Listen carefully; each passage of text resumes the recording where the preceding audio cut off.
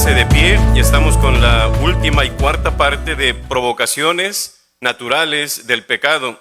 Romanos capítulo 3, versículo 10, dice así la palabra de Dios todos juntos: como está escrito, no hay justo ni aún uno. Amén. El crimen había sido espantoso, había sido secuestro, violación y homicidio. Wesley Allen Dodd había sido un hombre malo, había sido malvado. De todos los crímenes que él hizo, aparte, secuestró a 3 niñas. Aparte las violó y las mató simplemente por el placer que le producía a su persona. Todas las leyes del mundo sabemos que aplicarían la pena máxima. De ahí que el estado de Washington condena a Wesley Allen Dodd a morir ahorcado, ejecutado. Allen Dodd no se opuso a nada referente a la ley a todo lo largo del juicio, ni a la decisión del jurado, ni a la sentencia que dicta el juez. Su rostro estaba evidenciando tranquilidad, pero sobre todo humildad. Tanto es así que, estando de pie en el cadalazo y con la soga ya puesta ahí sobre su cuello, esas fueron sus palabras. Y dijo: yo estaba convencido de que en este mundo no había paz, pero me equivoqué. Aquí en mi celda he hallado paz y la esperanza en nuestro Señor Jesucristo. Momentos después, su cuerpo se balanceaba en el extremo de la cuerda, donde fue colgado. En la cárcel alguien le dio el mensaje de salvación y Allen Dodd lo comprendió, y al final él aceptó a Cristo Jesús como su Salvador personal. Este hombre reconoció que era pecador y se había arrepentido ante el Señor de que él había pecado contra Dios, y el Señor transformó y cambió no solamente su vida, sino su destino. Surge la pregunta: ¿será justo que un criminal que ha cometido tantos hechos horrendos reciba fácilmente el perdón y la vida eterna? Pues la palabra nos dice que Dios no muestra favoritismos. Todo el que Él viene, ¿qué dice Él? Yo no le echo fuera. No importa cuánto haya pecado o cuánto pecado tenga, si se arrepiente y si se humilla ante Dios, ¿qué va a hacer Dios, hermanos? Dios le otorga el perdón. ¿No es así? Nuestro Dios es un Dios amplio en perdonar, hermanos. Y afirmación de este hecho es el ladrón arrepentido. ¿No es así? De cierto te digo que hoy estarás conmigo en el paraíso. Tal vez hechos que nosotros no veamos, tal vez Dios sí los vea en las personas. ¿No es así? Pero todos somos pecadores, y ¿cómo es posible que Dios nos perdone? Simplemente es su gracia, es su amor hacia nosotros, que no lo merecemos. ¿No es así? Pero ¿qué provoca en nosotros el pecado, hermanos? Ocultarlo. Segundo, justificarlo. Tercero, como vimos hoy, culpar a otros. Y cuarto y último, arrepentirse. Creo que es lo que Dios espera. ¿No es así? Quiero que vaya a Apocalipsis capítulo 2, versículo 4. Dice ahí el texto, Apocalipsis 2:4: pero tengo contra ti que has dejado tu primer amor. Es lo que hace cuando nosotros perdemos el amor de Dios y empezamos a pecar. Nos empezamos a apartar no solamente de Dios, sino nuestro amor hacia Dios mengúa, hermanos. Y dice el 5: recuerda por tanto de dónde has caído y arrepiéntete y haz las primeras obras, pues si no, vendré pronto a ti y quitaré tu candelero de su lugar si no te hubieres arrepentido. Cambio de vida, hermanos, cambio de mente.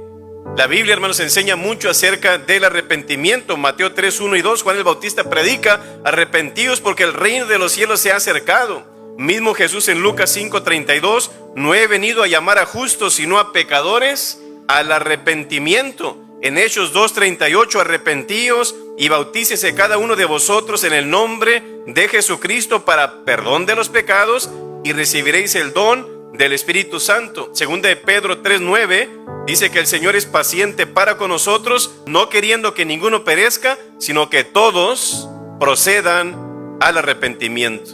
La pregunta es: ¿qué es el arrepentimiento? El arrepentimiento, de lo que he aprendido, hermanos, es, primero que nada, es una decisión. Una decisión que yo personalmente tomo sin que nadie me force a hacerlo. Ahora quiero aclararle algo, que arrepentimiento no es dejar de pecar como algunos tienen ese concepto. Es imposible, hermanos, dejar de pecar en esta vida, sino que es no practicar un estilo de vida pecaminoso. ¿Sí me explico? Es una gran diferencia eso.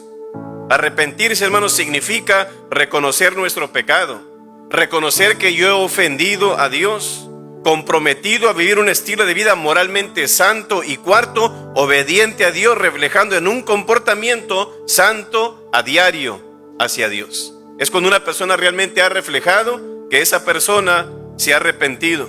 Como dijo Juan el Bautista, mostrando frutos dignos de arrepentimiento. ¿No es así? No solamente de labios hacia afuera, sino en nuestro andar diario, mostrándolo en los hechos.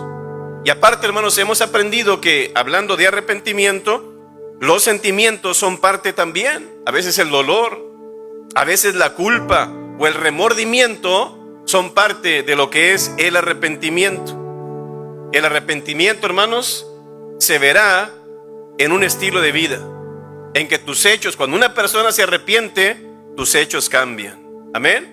Por eso el Señor, a través de Pablo, cita 2 Corintios 5:17, de modo que si alguno está en Cristo, nueva criatura es, las cosas viejas pasaron, y aquí que todas son hechas nuevas. Un nuevo estilo de vida es lo que causa el arrepentimiento, hermanos. Y escuche esto: el diablo no tiene miedo a las personas que van a la iglesia, le tiene miedo a las personas que viven y que se parecen a Jesús. ¿Por qué? Porque están mostrando su arrepentimiento. No solamente una religiosidad de voy, cumplo y listo. No, Señor, se ven los hechos, frutos dignos de arrepentimiento. Y tan importante es que si usted ve esa palabra de reconocer, que tiene que ver mucho en el arrepentimiento, reconocer, léala al derecho o léala al revés, ¿qué dice? Lo mismo, ¿no es así? Personas que publican su pecado, hermanos, personas que se garantizan de su pecado, que se mofan, que lo presumen y aún así se deleitan en el pecado, creo yo que no ha habido un arrepentimiento en ellos. Es una clara señal de que Dios no está en sus corazones. No se deje engañar, es que Él me dijo que era cristiano, vive como el diablo, pero Él dijo que era cristiano. No es así, hermanos. No es fácil engañar a Dios. ¿No es así? Arrepentimiento, hermanos, significa un cambio primero de mente, un cambio de actitud que lo lleva a un cambio de vida. ¿Para qué, hermanos? Para hacer la voluntad de Dios, no lo que yo quiero. Ese es el verdadero arrepentimiento. Y fíjese, 55 veces se menciona esta palabra en la Biblia, hermanos. Señal de que esto es importante para Dios. ¿No es así? La palabra dice en Hechos 17:30, manda a todos los hombres en todo lugar que se arrepientan, hermanos. Y me gusta una ilustración del Señor Jesús en Mateo 21:28, lo cual significa arrepentirse. Habló de un hombre o un padre que tenía 2 hijos. Y fíjese, fue primero con uno de ellos y le dijo: hijo, por favor ve a trabajar a mi viña. ¿Y qué fue lo que dijo el muchacho? No iré. Luego fue con el otro y le dice: hijo, ¿puedes ir a trabajar por favor a la viña? ¿Y qué dijo el otro? Sí, claro, yo voy. Pero ¿sabe qué? Después el padre le dice al otro, ¿no es así? ¿Qué onda, verdad? Pero ¿sabe qué me enseña esta historia? Después de que le dice al uno y le dice no voy, lo va con el otro y le dice sí voy. Ahí no termina la historia. Algo ocurrió en el corazón del primer hijo que dijo: yo no voy. Algo sucede en su mente y en su corazón. Fue rebelde, fue desobediente, pero al final reflexionó, le llegó la culpa y al final, ¿qué sucede? Él se arrepiente de su pecado. ¿Y qué dice la palabra? Que él fue a la viña. ¿No es así?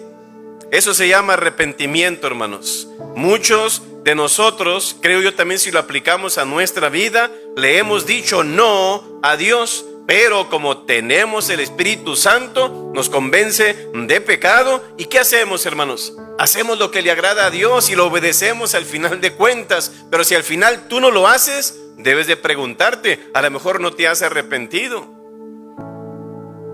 Podemos ocultar, hermanos, nuestro pecado.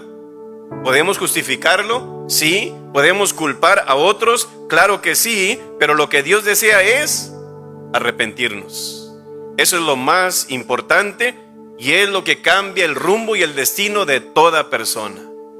Que al final tú veas, sí, yo peco, o sí, me sentí mal por mi pecado, pero si al final no hay un arrepentimiento, no hay salvación. Usted lee el libro de los Hechos, el escritor le está hablando a ese tipo de personas que conocen a Dios, conocieron de Dios, sabían qué era el pecado y sabían cómo se sentían o deberían de sentirse, pero no cruzaron la línea para arrepentirse, y por eso dice, horrendo juicio va a caer sobre ellos, porque habiendo conocido la verdad y lo pisotearon en un sentido. Así que, hermanos, yo creo que entre todo esto el diablo pondrá mentiras en tu mente, pondrá mentiras en tu corazón y te dirá, ¿para qué te arrepientes? ¿Para qué pides perdón? Mira, Dios no te va a perdonar. O mira, no es tu culpa, ¿para qué te arrepientes? O aparte también, volverás a caer, así que tú síguele. O los hermanitos en la iglesia te van a juzgar. O tú no mereces que Dios te perdone porque mira, lo has cometido y lo has cometido. Pero todo eso es mentira. Son pensamientos que Satanás te pone. ¿Por qué? Él no quiere que te acerques a Dios. Él no quiere que tú te congregues. Él no quiere que Dios hable a través de la palabra como lo estamos haciendo hoy para que cambie tu vida.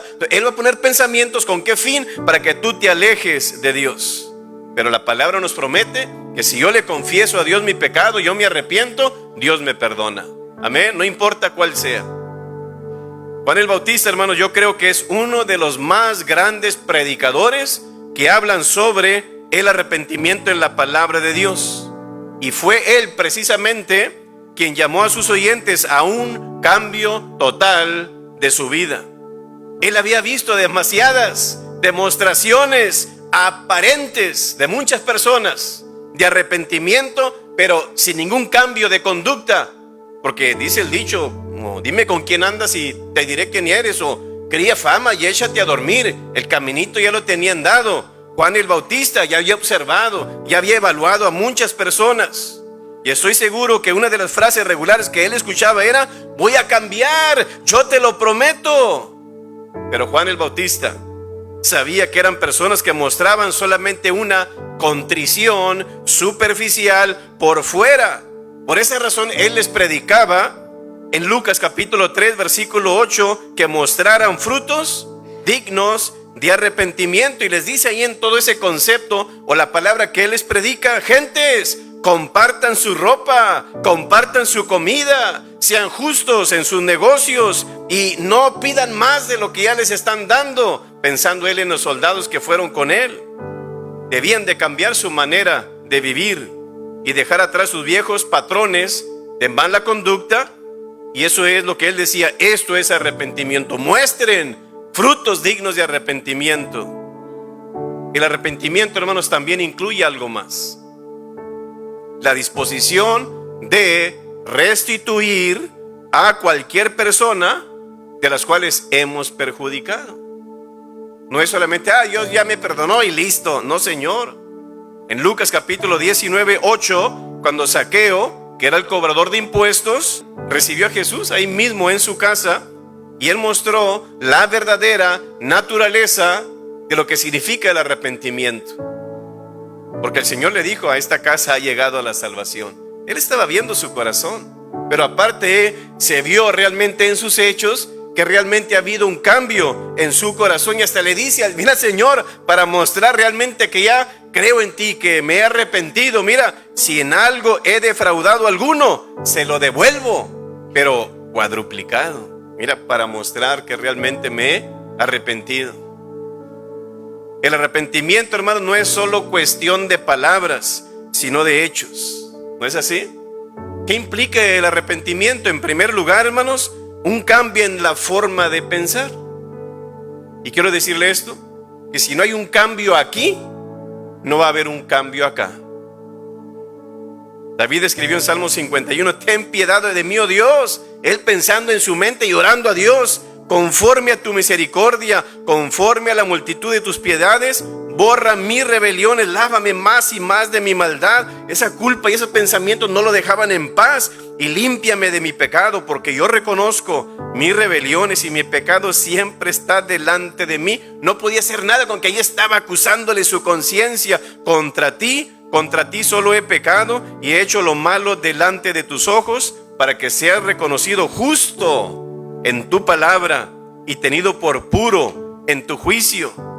David se puso a pensar y a meditar en esto, de lo que él había cometido y cómo es que Dios podía perdonarle también, y escribió este salmo. Él se dio cuenta que yo es a ti, Señor, a quien he ofendido. Eso meditaba él en su corazón. Y Señor, me he dado cuenta de que soy un pecador, y Señor, yo no te quiero seguir ofendiendo, sino que es lo que él quería agradar a Dios y que Dios lo perdonara y así arreglar cuentas con Dios.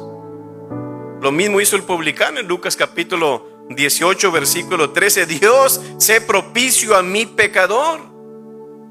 El publicano pensó en que Dios es un ser santo y puro y que no debe de ser ofendido. Por eso se sentía tan humillado allí en el altar, inclinado y pegándose sobre el pecho. Y él quería que Dios le perdonara, para que Dios fuera su amo y al final no él, sino Dios, tuviera la última palabra en su vida. Así que es un cambio en la forma de pensar. Mientras aquí no cambie, aquí no va a cambiar nada, ni acá tampoco en los hechos o en los pies. Un cambio en la forma de pensar, pero también, hermanos, un cambio en la manera de sentir. O sea, ¿qué tiene que ver? No es de los sentimientos, pastor. Bueno, Salmo 38, 18 dice: por tanto, confesaré mi maldad y me contristaré. Ahí está, sentir. Me contristaré por mi pecado. En el Antiguo Testamento, hermanos, el arrepentimiento fue un tema repetitivo de todos los profetas. Y el verdadero arrepentimiento era demostrado a través de rituales. ¿Cuáles eran esos? Bueno, el ayuno, vestirse de cilicio, sentarse sobre ceniza, hacer lamentos y llantos para expresar un dolor por el pecado que ellos habían cometido. Hasta se rasgaban los vestidos también. Así demostraban que ellos eran sinceros ante Dios, de que se habían arrepentido. Y fíjese lo que escribe Job capítulo 42 versículo 6, dice: por tanto me aborrezco. Ahí él tenía ese sentimiento, ¿no es así? Me aborrezco y me arrepiento en polvo y ceniza. Lo mismo hicieron los ninivitas, personas que no tenían nada que ver con Dios, en Jonás 3:5, y los hombres de Nínive creyeron a Dios y proclamaron ayuno y se vistieron de cilicio, desde el mayor hasta el menor de ellos. Y llegó la noticia hasta el rey de Nínive, y se levantó de su silla y se despojó de su vestido y se cubrió de cilicio y se sentó sobre ceniza. Hubo un cambio en su manera de pensar. Oigan, vamos a terminar mal. Ellos pensaron y meditaron. Y aparte también en su forma de sentir. No fueron como los hombres de hoy, que ya casi no sienten vergüenza por nada. Pueden echar maldiciones, pueden hacer cosas frente a sus hijos o ante otras personas y como no pasa nada. Un cambio de pensar y un cambio de sentir. Pero falta algo importante. Muchos se quedan con eso, piensan y sienten algo, pero ahí se quedan atorados. Forma de pensar, manera de sentir, pero también la forma de vivir, que es la más importante, y es donde revela realmente si algo ha habido acá, o un cambio o no, o un cambio aquí o no. Va a ser en la manera de vivir. El verdadero arrepentimiento, hermanos, se incluye un cambio en la voluntad de la persona. Hay una firme determinación de abandonar la vieja forma de vivir para vivir una vida nueva. Implica el abandono de la desobediencia a Dios y al final rendir su voluntad a Dios. Es un llamamiento, hermanos, de rendirnos, entregar nuestras armas y dejar de luchar contra Dios. Ya, Dios, perdóname, me rindo. Haz lo que tú quieras de mí. ¿Qué quieres que yo haga, Señor? Como dijo Pablo. Por ejemplo, el joven rico, él pensó que estaba haciendo mal, y aparte él sintió un pesar en su corazón, pero no llegó al tercer paso en lo que vemos en la palabra. No hubo un cambio de vida Porque dice Marcos 10:22, pero él, o sea, el joven rico, él, afligido, sintió mal, afligido por esta palabra de lo que le dijo Jesús. No, vende todo lo que tienes. ¿Quién era su amo, su dueño, su señor? El billete. No, ¿cómo voy a dejar todo? Entonces, ese era su ídolo. Porque a veces pensamos, un ídolo es San Martín de Porres o el niño Fidel. No, un ídolo puede ser el dinero también. Puedes hacer hasta tus propios hijos. Puede ser tu espejo, ¿no es así? O tu cuerpo, que luzca excelente y perfecto. Así que por él, afligido por esta palabra, se entristeció. Sí, se fue triste, pero tenía muchas posesiones. No hubo un cambio de vida. Vino con Jesús, le confesó tantas cosas a Jesús, se sintió mal y triste, sí, pero se fue. Así como entró, salió. Un verdadero arrepentimiento incluye, hermanos, vergüenza ante Dios, dolor por el pecado y una acción de abandonar el pecado. ¿Con qué fin? Para que los hermanitos vean que yo soy una buena persona. No, para agradar a Dios. Hechos 3:19 dice, así que arrepentíos. Eso habla de tu mente. A veces pensamos, arrepiéntate y cambia tu vida. Bueno, en realidad, hermanos, el arrepentimiento no tiene nada que ver con la acción, para que me entienda. El arrepentimiento sucede aquí. Si aquí no pasa el arrepentimiento en tu mente, nada va a cambiar en lo demás. Entonces, así que arrepentíos, eso habla de tu mente. Y luego dice, y convertíos. Eso sí habla de tus hechos. El arrepentimiento no tiene nada que ver con tu comportamiento, tiene que ver acá. Se trata de aprender a pensar, hermanos, de una manera diferente, de hacer un giro mental, y luego viene eso y se aplica a los hechos. Si no hay una conversión en tu mente, no habrá una conversión en tus hechos. Así que tienes que pensar diferente. Cuando tú piensas diferente, tus hechos van a ser diferentes. Por ejemplo, una ocasión, un hombre llamado Martín, antes de la pandemia, se quejaba cada rato de su trabajo. Y se quejaba de lo poco que le pagaban. Estaban pagando $10 la hora. Decía que su trabajo que no servía, que no producía nada bueno, que estaba muy aburrido. Aparte del trabajo, aburrido trabajar con los compañeros. Y aparte los compañeros todos insoportables, que hasta se comían la comida de él ahí de la refrigerador.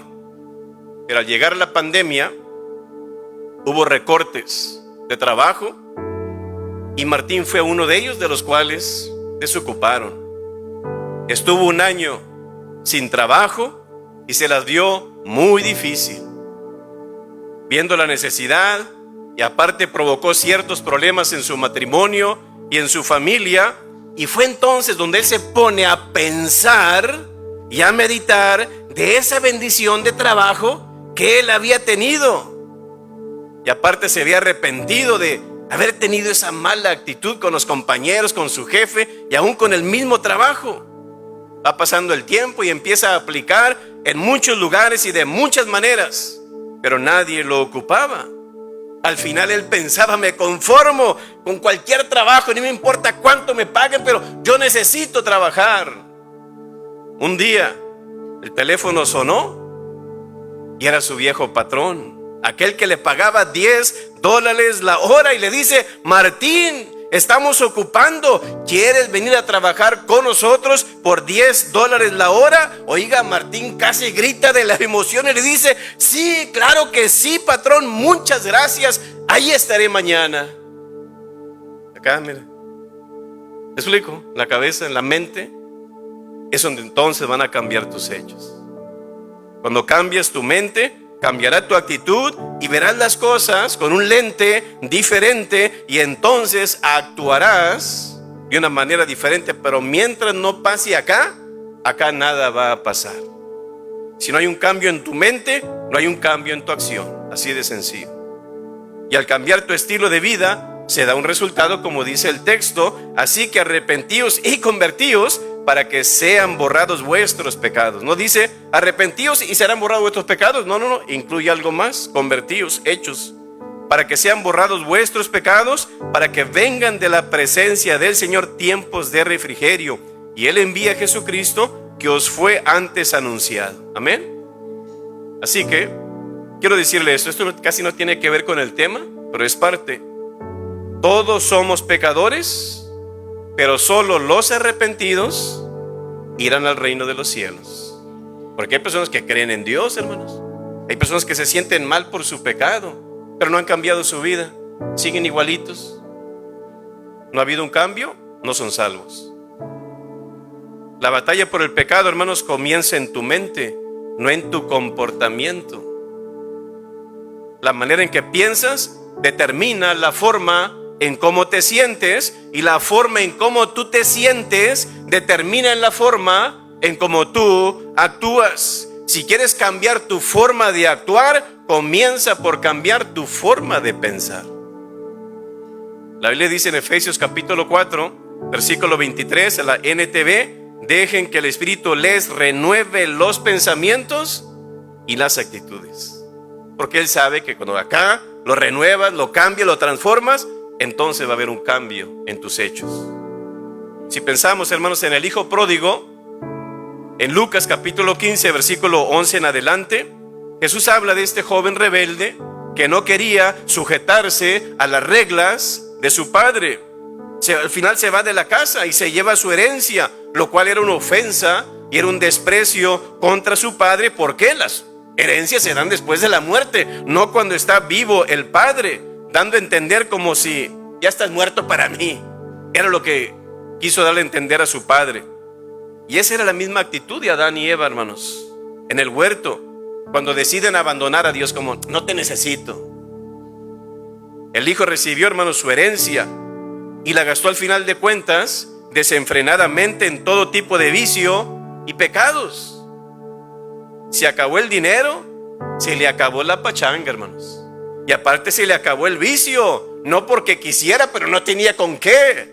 Aparte se le acabaron los amigos, se le acabaron las mujeres, llegando a estar en una situación muy lamentable, como quien dice, cuidando cerditos, a tal punto, como quien dice que hasta tenía envidia por lo que estaban comiendo los cerdos, que ansiaba, no se las comió, pero ansiaba comerse las migajas de los cerdos.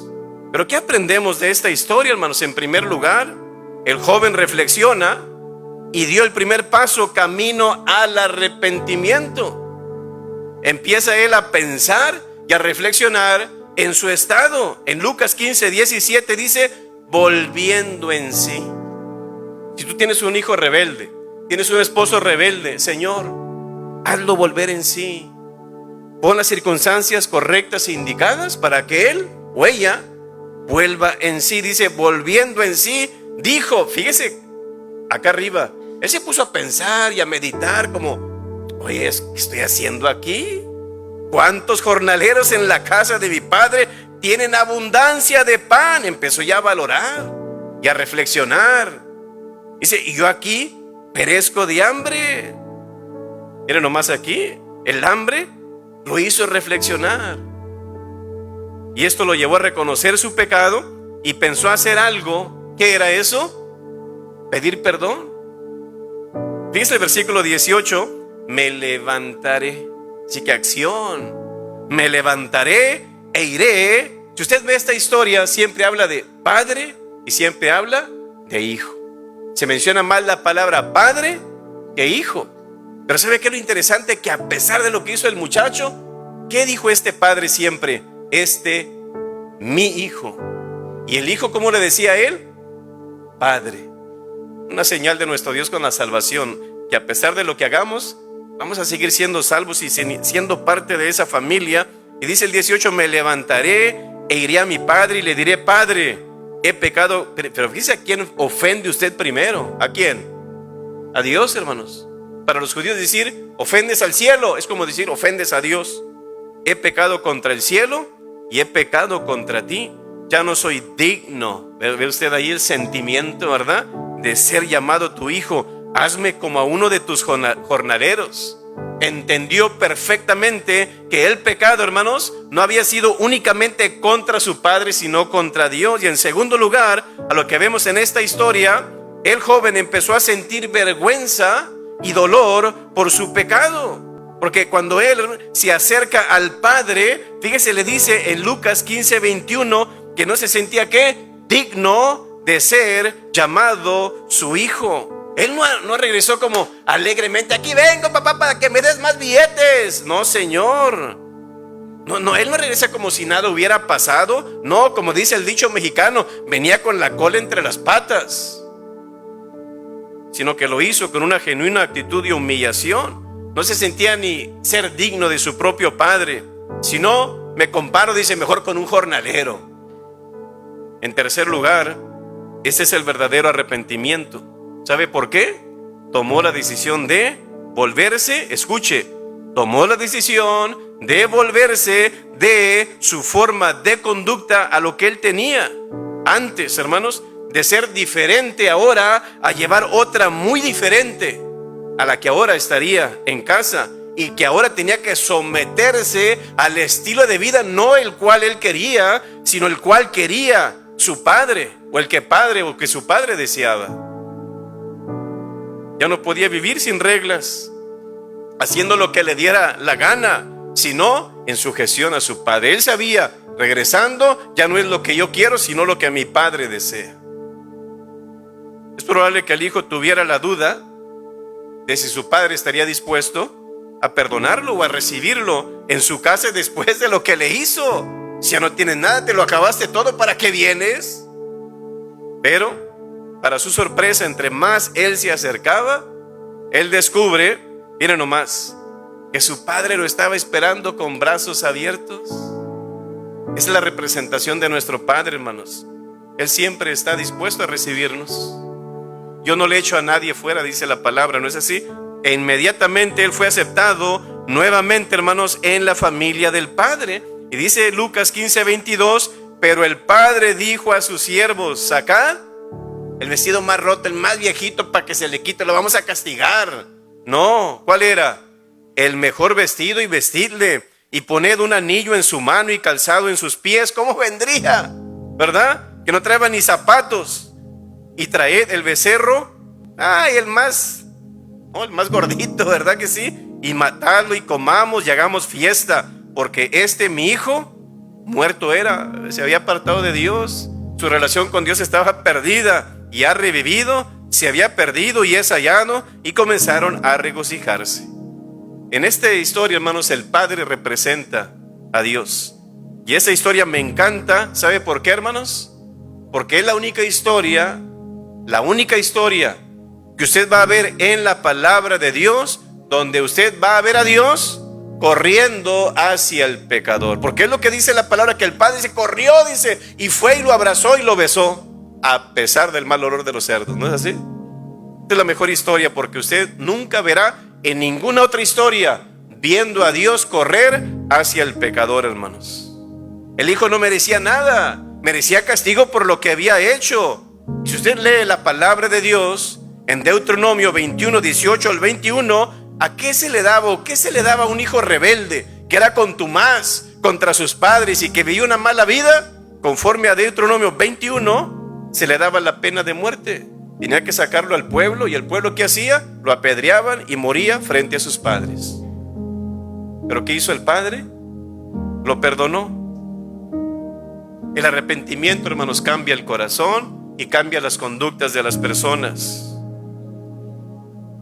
¿Cuáles son las prácticas o señales del arrepentimiento? Bueno, los arrepentidos están dispuestos siempre a confesar todos sus pecados. En segundo lugar, los arrepentidos se enfrentan el dolor que su pecado le ha causado tanto a ellos como a otros. Es que no confía en mí. Pues, ¿qué esperabas? Cuando ofendes a alguien, no están dispuestos a admitir sus limitaciones. Los arrepentidos piden perdón a quienes les hicieron daño. No, con que Dios me perdone, ya listo, ya Dios perdona. No. Hay algo, deja tu ofrenda en el altar y ve a aquel y arregla cuentas con él. Y luego vienes y presenta tu ofrenda. Cuarto, los arrepentidos asisten regularmente a una iglesia para rendir cuentas. Número 5, los arrepentidos aceptan las consecuencias de su pecado. ¿qué? Entonces, ¿por qué me pides esto? ¿Y por qué me limitas en esto? ¿Qué? ¿Acaso no me has perdonado? No, sí, pero hay consecuencias. 6. Los arrepentidos sirven a Dios fielmente cada día a pesar de limitaciones o...